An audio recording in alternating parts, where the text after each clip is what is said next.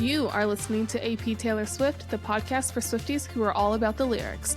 We're your hosts. I'm Jen. I'm Muncie. And I'm Jody. And we are your unofficial professors of Taylor Swift.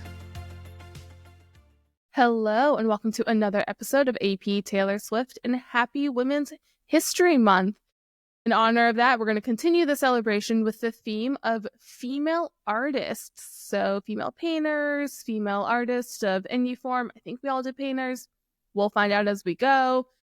We had so much fun when we did our surrealism episode that we wanted to come back to this topic, very specifically focusing on the women in the art world. Every big art movement historically, for the most part, was really focused on the men of the movement. And so we want to kind of go back and talk about some women throughout history or modern times who are doing really cool things in art and connect them to another artist with a different medium, Taylor Swift.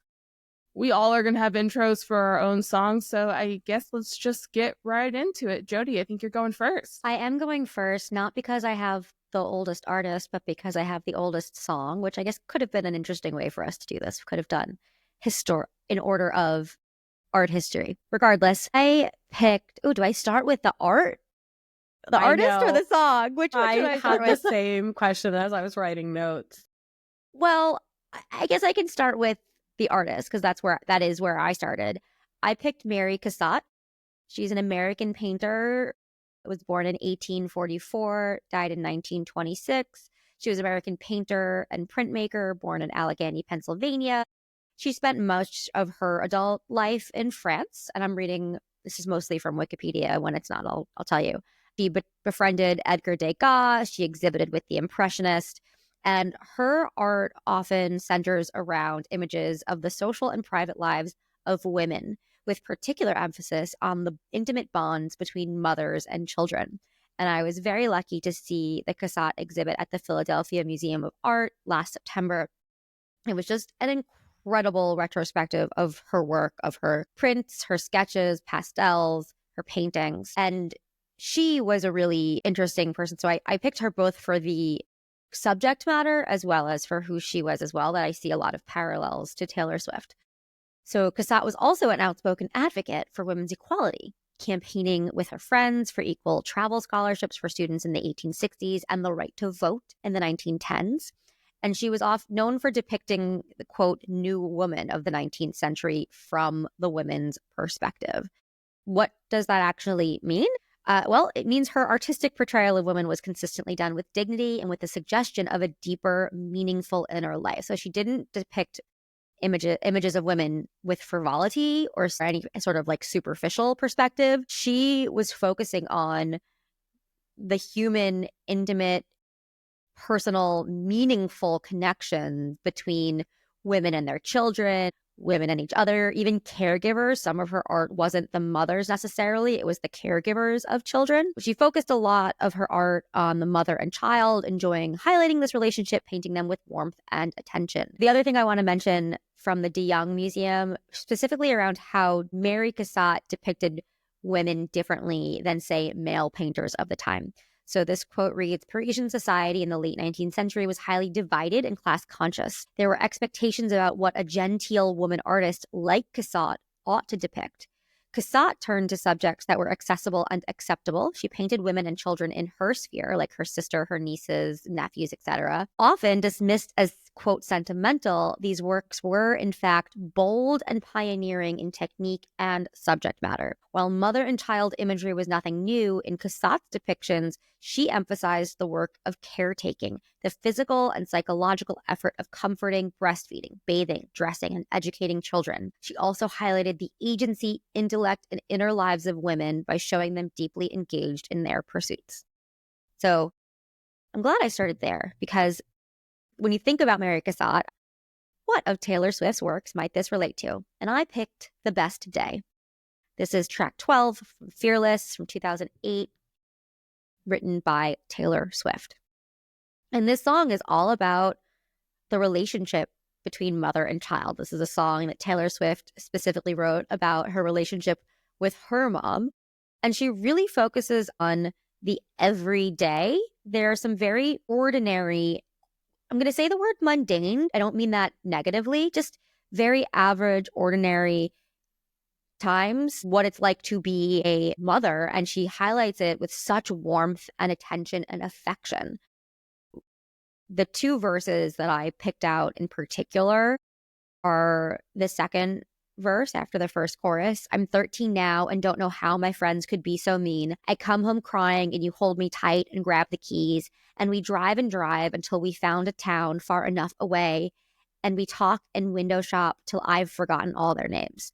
That's so simple. I was picked on by my friends. You grabbed the keys, we got in the car, and we just drove and talked and laughed. That's it. Like, that is the essence of a mother's comfort and what a mother can do to comfort you as a teenager when you are picked on, bullied, distressed. This isn't some grand gesture. This isn't a huge, sorry, I don't know why, but the image I have in my head of when they say like a mother's so fierce that they'll pick up a car off their child, right? Like, this isn't like some huge thing, but it is huge. It is meaningful. It is momentous in its ordinary depiction of what it means to have what this relationship with her mother actually means. An unhinged reference, like I always do. Just even as they're talking about it, the simplicity of the love, but the theatricality in my mind, the opposite that I was thinking of was MTV's My Super Sweet 16, which is when they would throw those like outlandish. There's such a fun show. Not a good sign of love. Like that, for some reason, that was the immediate like juxtaposition in my mind of like, these really sweet, this really simple, these things we should celebrate.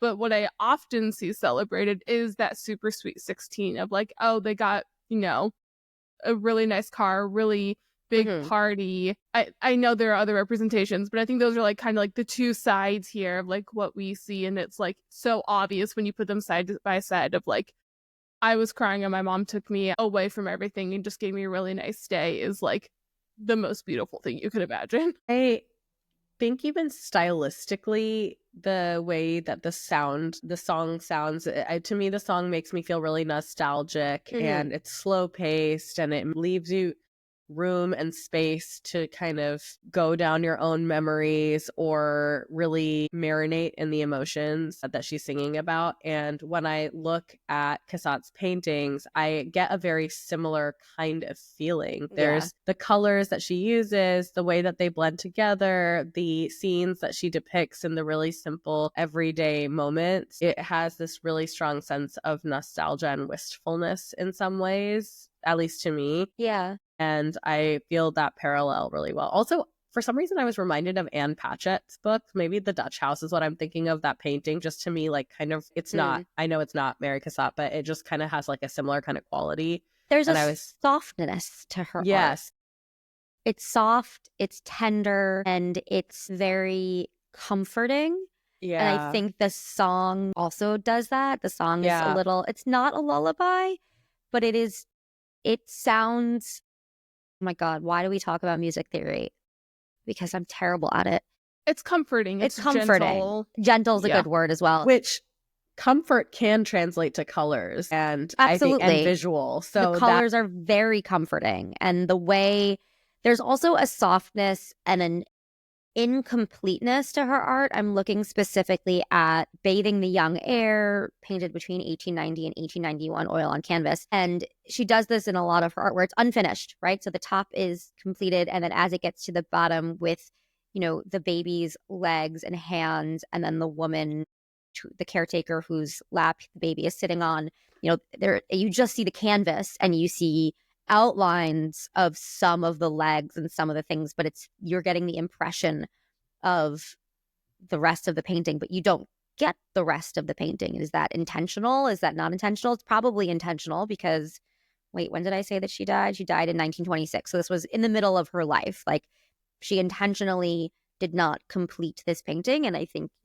putting my art history hat on, this is a young baby. This child's life is not done. I don't know. There's so much more living to do for this child. It's capturing a moment in time, and who knows what this child will turn out to be. I think similarly with The Best Day, Taylor is capturing a moment in time from her past. The song came out in 2008, so came out when she was 19, so presumably she wrote it before. But the oldest that she is in the story of the song is 13. So she's really going back in time and capturing different moments from her life. And the song starts out, I'm 5 years old. It's getting cold. I've got my big coat on. The second verse, I'm 13 now. Then the last verse goes back to when she's 3. There's a video I found from back when I was 3. You set up a paint set in the kitchen and you're talking to me. It's the age of princesses and pirate ships and the 7 dwarves, and daddy's smart and you're the prettiest lady in the whole wide world. So she's taking literally these paintings, these snapshots of these different times in her own life, similarly to the way that Mary Cassatt is taking these, not snapshots, but painting these scenes of different stages of children's lives in these very domestic, very everyday experiences. And who knows what these children will grow up to be. We do know what Taylor Swift has grown up to be. Well, I'm really glad you brought up memory, because that's something I've always loved generally about Impressionist paintings. The idea of what we see in the moment, just the visual, the sharp lines, doesn't capture the full experience, but also the way we remember things. We don't remember things correctly. We know memory is not totally reliable. Doesn't mean that your memory is wrong, but the idea of comparing an Impressionist artist who's making Impressionist paintings about childhood and a song from Taylor Swift where she's trying to remember her childhood. Our memories tend to be a little fuzzy fallible around the edges. They tend to be less clear because that's just the way the world works. That's the way our brain works. So in an Impressionist painting is a great metaphor for the concept of how do I remember this moment? It's going to be a little blurry, a little fuzzy around the edges, but the comforting colors, the warmth of the love, those are the things that still come through, and that's what comes through in the memory as well. So I think that is a really interesting comparison for that reason too. Yeah, I also love the emphasis on the mother-child relationship and the fact that it's universal in some ways, and in many ways it's timeless. So here you have something that's focusing on a moment in time, just one specific day in the song, and yet there's this universality to it could be any day for any mother-child relationship, because there is something that's so timeless about that relationship. And I think in her paintings as well, one thing that's so interesting to me when you were reading out the dates of her life and also of when the painting was made, there's nothing in this painting that gives away that time period, really. Even the clothes are very just staple, basic kind of clothes. I feel like it looks like a very modern painting. It could be a scene out of something that I just saw yesterday. It feels like it doesn't have any hints or clues of something that could age it to what it's at. And I feel like it has this really timeless quality that kind of reflects and lets the focus stay on that relationship, similar to even in the song. I like it. I love the connection between the soft, gentle, comforting Impressionist painting and the soft, gentle, comforting stories told in this song. It was fun. My runner-up picked for an artist was very different. It was Marilyn Minter, who's a photographer who has these very artsy graphic shots. In particular, the one I'm thinking of is this. It's just the heel of a shoe and a woman's kind of like dirty foot, and it's a high heel. It's like a very bejeweled, glittery shoe, but like her heel is all like dirty and callousy, and it's like what every one of my heels look like. I was gonna do it with bejeweled. So very different. So maybe if we do a part 2. Very appropriate nonetheless. That takes us to song number 2. I have the next artist and the next song. I chose to do my favorite artist. I'm sticking to the realm of surrealism, and I mentioned her in our surrealism episode. It's an artist by the name of Remedios Varo. I stumbled upon this artist when I was doing my coursework, actually, in my school program that I'm a part of, when we were studying surrealism. Her work is just absolutely stunning, beautiful. To me, the hard part was picking an actual painting, but a little bit about the artist herself. She was originally born in Spain. Her dates, as we would say, are 1908 to 1963. She was a Spanish painter who moved first to Paris and then eventually in 1941 moved to Mexico. It was around the time of World War II, and so both Paris especially was not a great place to be, and she was trying to get away from fascism that was happening in Europe, and so made her way over to Mexico City. Mexico City was a thriving city at the time. There were a lot of great minds, great thinkers, and artists who were living there. Most notably, Frida Kahlo. Was Diego Rivera is also there around the same time. She did interact with them a little bit. I think there were similar circles, but she isn't often directly associated with them. She did live with two other women who were her roommates, who, I apologize, I don't have their names with me right this second, but it's a really cool story. One was a photographer, I believe another one was also an artist. And it's just a story that I really love, because this idea of a young painter living in a new city, escaping fascism, living with her two female roommates, sounds like a really fun time to me, and is one of those stories that I would love to explore more. She's known for her surrealist works. They're beautiful and ethereal, often depicted with female characters at the center of them, or at the heart. And the female characters often look a lot like Remedios Varo. And so it's not explicitly, they're not, I think, always explicitly self-portraits, but I think that parallel has been drawn a lot, that there's a very specific style in the way that she draws the eyes and the face and the pointed kind of features, and they're very similar to how she looked in real life. She also explored a lot of feminine themes. Jody, when you were talking about Cassatt's exploration of the mother and the child, I think Remedios Varo was also very impressed or fascinated by how much energy women put into the world and how they are responsible for creating life, and what a responsibility that is, and what a task that is. There were also probably a lot of themes related to the world events that were happening at that time, with World War II looming. Obviously, that was a pretty big backdrop that was influencing her works. And so she has a wide variety of works that just explore some really interesting topics and a lot of the same kind of feminist themes that you mentioned earlier. But of course, she does it in a slightly different way, because she was a surrealist painter. So I chose a specific painting to relate to a song. I chose this painting. The Spanish name is Papilla Estelar. Sorry if I mispronounce that. Don't speak Spanish, but it translates to Star Maker, and it was painted in 1958. If you're near a computer, feel free to pull it up. If you're not, we will definitely include it in the show notes, so take a look at it, because it's a beautiful painting. But basically, it's this forlorn looking woman who is sitting in some sort of like a mini, really teeny tiny circus tent that basically is like the right size just for her. It's just a woman, sitting in there on a table and chair that looks like something that she might sew on. Like I would envision a sewing machine to sit on this kind of a table, but there's this weird contraption that is blowing steam in and out of the little tent. And then she's feeding with a spoon an image of a moon, a crescent moon that is in a cage. And all around the tent, there's really nothing there other than what could be described as stardust, stars, and I kind of infer that from the title Star Maker. And so there's this idea that there is this one woman who is sitting isolated in a room and is turning this little tiny machine, electrical contraption, feeding this moon and creating the stars. And I related that to the song This Is Me Trying by Taylor Swift, track 9 from Folklore 2020 by Jack Antonoff and Taylor Swift, partially because to me, the task of creating stars sounds truly like a impossible task. And I just imagine the sad looking woman, who happens to be blonde, by the way, much like our singer, just pedaling away, trying to create stars and trying to do something that is really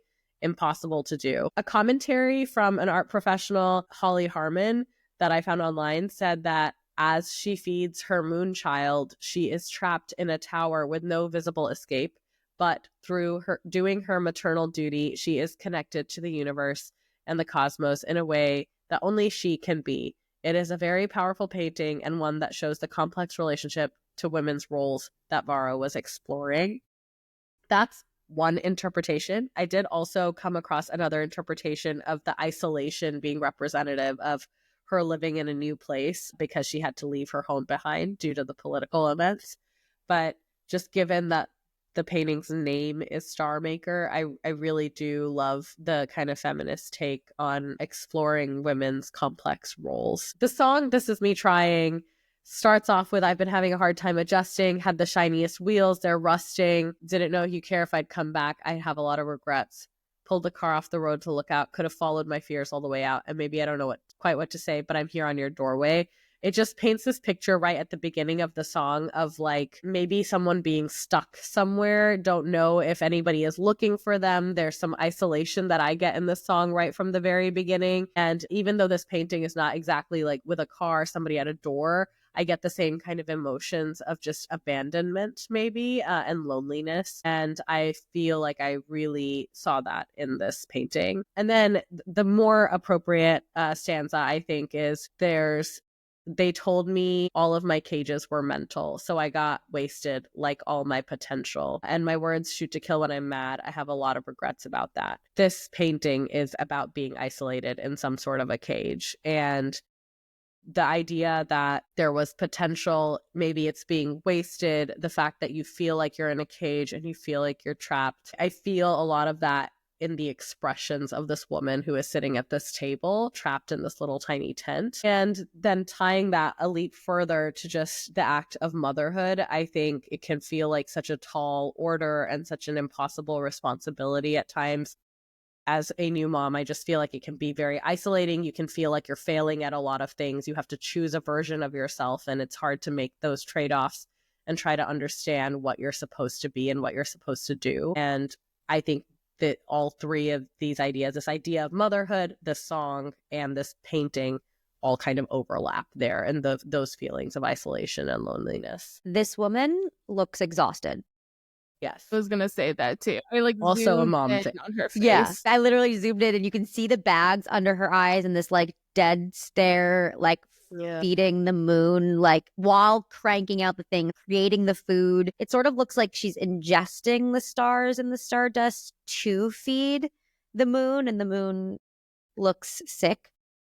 Even because it's a crescent moon. It feels like she's doing both, because this pipe, it has steam coming out on one end inside the tent, but it also has steam coming out on the other end as well into the universe.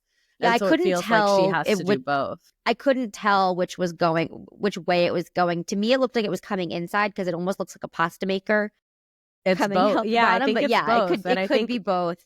In surrealism, I think you can. It doesn't have to make sense. Yes, I'm sure it goes. I'm sure it goes both ways. But the exhaustion and the effort that it looks like it takes this woman, I think, ties perfectly to this song. That's like, this is me. I am just trying to keep the moon and the stars alive. That's all I can do. Well, and there's so much obvious discomfort. For example, she's wearing a high neck, long, kind of tight looking black dress with long sleeves, tights, and then like ballet flats. So this isn't, a comfortable outfit. This looks quite restricting. She's sitting on a wooden chair with no backrest. She's hunched over. Yeah. And I think that, again, speaks to this is me trying, is basically saying, I'm miserable, but I'm doing my best to move forward. And I think the crank of the wheel really adds to that too, of like, I'm uncomfortable, but like each crank is that one step forward, trying to make something happen, trying to do something, even though everything around you, like the inside of this cage is gray. It looks like we're peeking in and there's no windows. Like what we see is like, someone sliced this reality in half and so we can see in, but we don't see any windows. We don't see a doorway. We see steps going up. So there's but like this person's clearly not like enjoying the view, or anything like that. It's a very sort of dismal, but creating something gorgeous, which is stardust, like that's, I think this works so well with This Is Me Trying. Literally, and Mirrorball, maybe even a tiny bit. It's literally the thing that the universe is made of. So you're having this impossible task of creating the very fabric of our being, and yet it just doesn't look fun at all. The emotions, I think, in this painting just really capture what it means to be in that place too, where you're just kind of like, I don't know what I'm doing, why I'm doing it. I'm just here. The other thing I see from here is, when we think about looking up at the stars and the moon, it's beautiful. It's all this beauty, but this shows all the work that goes into it and all the thankless work, it looks like to me. And again, that relates a lot to the song. Like, Yeah. we don't see all the work that goes into making something that we revere, that we admire, that is beautiful. And we really do take for granted all of the effort that it takes and requires. I'm glad you brought that up, because one of the things that I did think about was the steps leading up to this tower. It's in a tower, and it's, to me, looks like it's placed on a pedestal somewhere high up. And I do think about how women and mothers are often placed on a pedestal in theory, but it is so lonely and isolating at the same time up there, and it can feel like an impossible task. And in that way, putting up on the pedestal isn't enough. It's an act that others do, but in some circumstances it can be isolating because people don't really understand what it means to be in that position. I feel like I can relate this entire song to it. There's not that many lyrics, but there was also, like, in the stanza that I started talking about earlier, there's a part that says, I was so ahead of the curve became a sphere, fell behind all my classmates, and I ended up here, pouring out my heart to a stranger, but I didn't pour the whiskey. The moon character is really interesting here. It could be the baby moon. It could be a child. It could also be a significant other. Like, I think there's open to interpretation for, like, what is that moon that needs life support and sustenance that she keeps having to feed that stranger. I think when we talk about just the identity crisis that comes with, like, am I falling behind with other things? Is this taking all of my energy and I can't dedicate it to anything else? It's so layered in just what that experience is. And I just feel like Remedios Varo has captured that experience so beautifully in this painting. Yeah, and I think, like, the key to just an interesting question that we often ask is, like, if something about this picture was different, well, how would it change in the meeting? And what I think is so interesting, kind of what you just said of, like, I'm doing all this stuff. Like, this woman's not sitting in the corner crying. She's doing it. Yeah. And I think that's so key to the song, to everything we just talked about. There's so many ways this woman could have been portrayed. She's not crying. She's not in the corner. She's not giving up. She's sitting there uncomfortable, but doing it. I have the last song, and spoiler alert, this is the song we're going to be deep diving next week. So I'm going to try to balance my commentary as the best that I can. But I'm actually going to start with the song itself, because that's kind of how I started this process. So I'm going to be comparing an artist to Guilty as Sin, which came out in 2024 on the Tortured Poets Department. It was written by Taylor Swift and Jack Antonoff. Now I want to clarify something. Before we did this episode, I asked my dear co-host, do we want to pick one female artist and do 3 different works, or just is it free for all? And they said free for all. So, listeners, they could have stopped what's about to happen for the next 10 minutes, and they chose not to. So you're blaming us? 100%. So, I loved the idea. So in Guilty as Sin, one, obviously so much religious imagery, which I'll talk about some today, but we'll get into a lot more. But so much of it is about this idea of a vision. And as someone who was once an aspiring medievalist, guess what's a really big part of medieval art? Religious visions. And then they would paint them down. And I was pretty sure I knew who I wanted to do, and I was correct about this. So I wanted to talk about, in the 11th century, Hildegard von, I'm going to say this with, I don't think this is how you would pronounce it in Germany, but I'm going to say it in English so you can, von Bingen, so Bingen. I'm saying it that way so you can look it up if you want to. She was really cool, long story. I'm going to keep it short, but she was essentially a medieval nun who had visions her whole life. She was also an artist, a musician, an author, a theologian, a medical practitioner, and many more things. So she was a very well accomplished woman. And she, essentially, the story I'm going to tell is about one particular vision she had. So she would have these visions and then she would paint them. And halfway through her life-ish, she had this vision about moving her nuns to a new location. So she was part of a nunnery that was associated with a monastery. So very classic patriarchal stuff. They were nuns, but they kind of reported up into the monastery. I'm simplifying a little bit, but you get the idea. And so she had this vision. And so the painting she made is a painting of her. Medieval paintings tend to be very flat because they focus really on symbolism more than any sort of representation. So it's a very flat painting of her. She's on the left. She's got a large staff in her hand, so indicating clearly she is the leader here, with her hand gesturing forward towards 7 of her nuns. They're all in their habits, and the nuns that she's talking to, one of them is even reaching out back towards her. So she's clearly the leader. This is clearly female-centric, and so she had this vision that she needed to leave this monastery and basically start a new cloister in a new location. Her abbot said no. She went above his head, which love that for her. And the person above his head said, yeah, that's fine.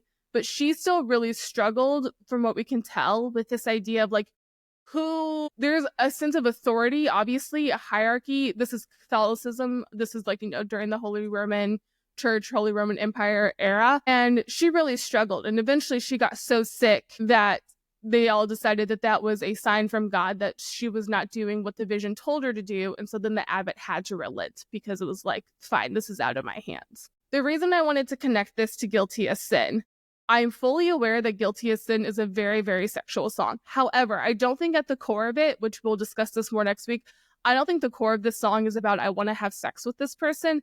I think the core of this song is the tension between I have this passion and I really believe this is something that I want to happen, but I don't know if it should happen. So it's this tension between what's allowed and what I'm really, really passionate about.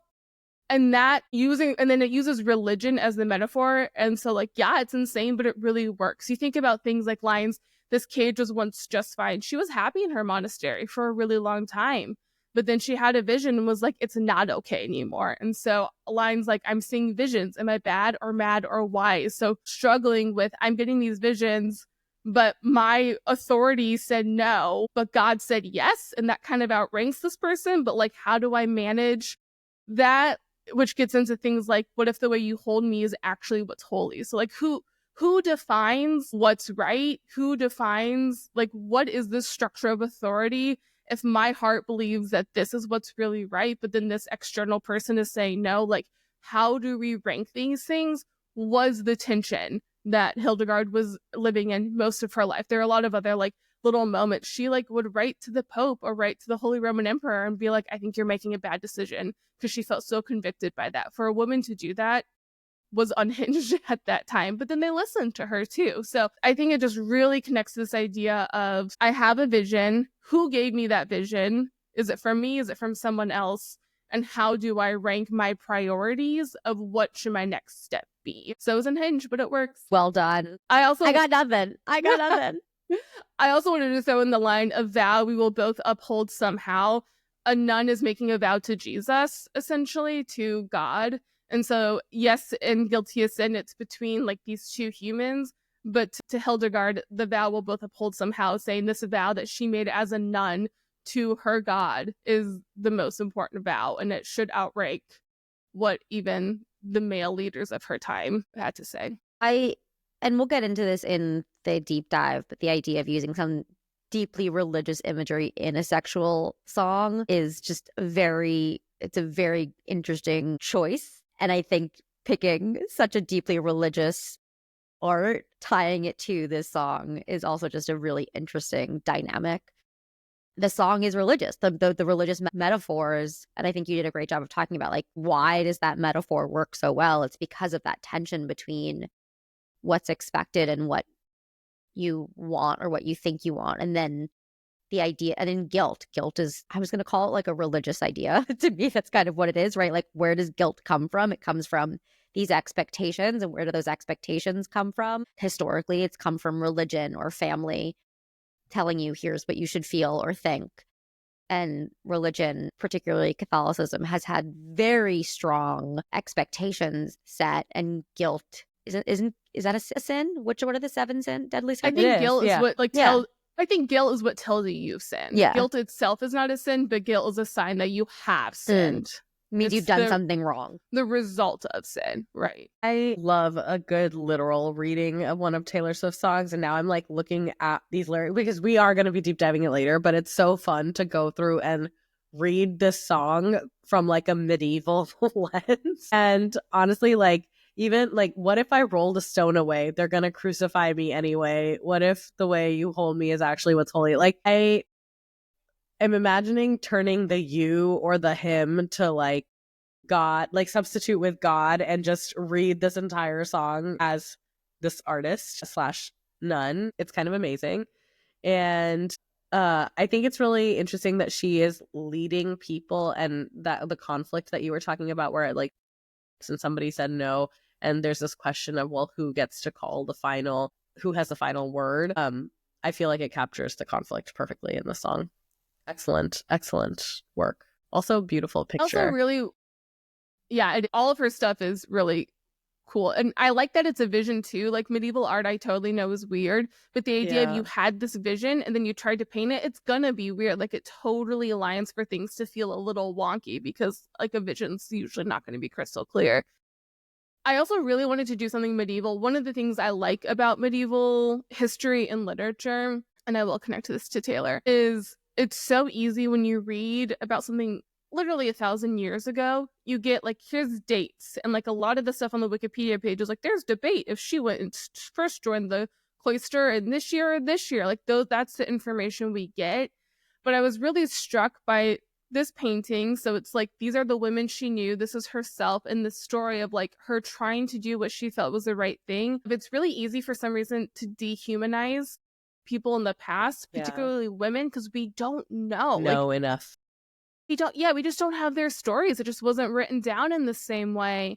And so the idea of taking this incredibly passionate, complex song and applying it here in a way that works, I also was like, I just kind of wanted to do that as this reminder of it's been 1,000 years, but like she was a complex human who struggled with what she believed in and what she thought was right and all of those things that we do now. And we do that to history, but I still think it connects to Taylor too, of we don't know the inner workings of her mind. We have a lot of stuff written about Taylor, but we still don't fully know her. Parasocial relationships are really freaking weird. And the idea of using her songs to kind of understand these moments and these emotions, but also contextualize, I don't know, there was just something about the way we treat women now and in history that I think kind of pausing and trying to infuse the full context of situations and the respect that a human being deserves. It looks different for 1,000 years ago versus Taylor now, but there was something there to me about a female artist and the way we talk about them like they're not real, but they're real people, that I just wanted to also get into, because we for sure do that with the Middle Ages. We're like, that feels fake. It doesn't feel real, but this was like a real woman who did real things. I think there's something to make a loose connection about owning your own work and having your own voice to tell your story here, because I also think another thing with medieval stuff is the few women that you do hear about, it's usually the story is being told by somebody else. The art is depicting these women, but the painters were usually male. And so the fact that she painted this painting herself, about the woman and this particular moment in her life, it's a first person telling of that tale and all of the emotions that are on their faces. I mean, there's some serious side-eye happening. There are some real emotions in that kind of simple medieval kind of way. It is so fascinating to think that she is the one who recorded this for everyone to see, because I just don't think that really exists very often. I also love the line, if long-suffering propriety is what they want from me, and tying that to an image of nuns, because isn't that the definition of being a nun? Long-suffering propriety. Like that's literally, there's an expected way that nuns are supposed to behave, and for the rest of their lives, that's it. They have made a vow to God, and that's it. You know, okay, I have very limited experience with nuns, so in my head, it's Maria and Sister Act. So that's my concept of on brand of nuns. They all sing beautifully, mind you, but I know enough to know that like that is you've taken a vow of chastity and a vow commitment. You've married to God, and that's it. And to think that is truly that makes them one-dimensional in a way that they are not. They are still fully formed people and humans, and I think that this song also plays with that idea, or that line in particular in the bridge, because it's the bridge. Long-suffering propriety is what they want from me. you have this expectation of what this person is, and that's the only way that they should be for the rest of their lives, but that's not really how it is. Yeah, and she defied that a lot. She definitely made her opinion known. So in Catholicism, they would call Paul St. Paul. I'm not Catholic, but there was a whole thing that she went through that's a sub-story that I won't get into, but she basically got a vision of like, you need to write down what you've learned, you need to tell people about this. And she was like, well, women can't do that because St. Paul, there's one of the books that Paul wrote that says something about women teaching. But like it kept coming to her, and she eventually got like special dispensation from the Pope to be a woman teacher, which was like really unheard of. But again, the question I think a lot of what guilty as sin is like, who decides what's holy? And she was getting this vision, like for her story, she was getting this vision from God. And she's like, bad news, St. Paul, that outranks you. And then the Pope agreed. And I think the Pope would outrank St. Paul historically. I don't know. That's a Catholicism question. Some Catholic tell me how that works, because I actually don't know. On a lighter note, I got a chuckle out of what if he's written mine on my upper thigh, only in my mind. And I just was imagining her dedication to God, of like God writing his name on her inner thigh, and it just made me chuckle. My God. I'm really sorry if that's sacrilegious. It just made me laugh. And also they kind of look like they're sitting in a hedge mage, so that's true. That's true. That. Yeah, I think there would be an argument. Obviously, it wouldn't be sexual by any means, but when you do, I think they still do, but nuns for a while basically took wedding vows to God. I was thinking that there is this kind of like that type of a commitment, but they're committing to no sex. So, I was thinking that in a lot of religions, it is sexual in some senses, but it's like it's to God. It's like all your relationship and love and devotion is reserved for God, and that's also part of the reason why you have the rules of abstinence. So I don't know, maybe it's not that far-fetched. It's a metaphorical chastity belt mine type of thing on the thigh, I think, in a nun metaphor that we're using here.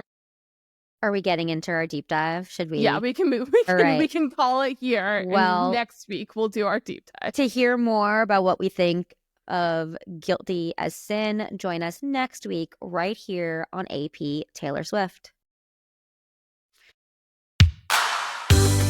That's all we have for you today on AP Taylor Swift.